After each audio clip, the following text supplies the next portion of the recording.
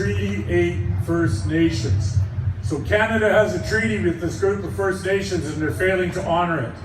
This should be a concern to every Canadian and British Columbian because it's a treaty with you and with all of us as a society.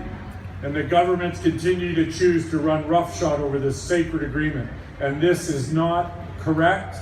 It is not a good thing in terms of a democracy. Now we've got the federal government making the right commitments and path forward on the UN Declaration on the Rights of Indigenous People. The action, the words need to hit the road. Amen. It must be at the tables the chiefs sit at to protect the territories.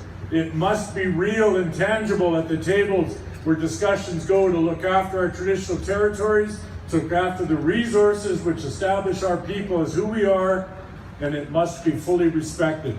When you consider the UN Declaration on the Rights of Indigenous People, it is a bare minimum of human rights standards globally for First Nations people. Bare minimum. And so when Canada decides to ignore that bare minimum, it's very difficult for Canada to continue its place in the world, pretending that it's all it can be, when it dismisses Aboriginal rights, which are founded in human rights, and it's okay for the governments to make decisions to run right over top of them. It's unfair, and it's time for this garbage to stop.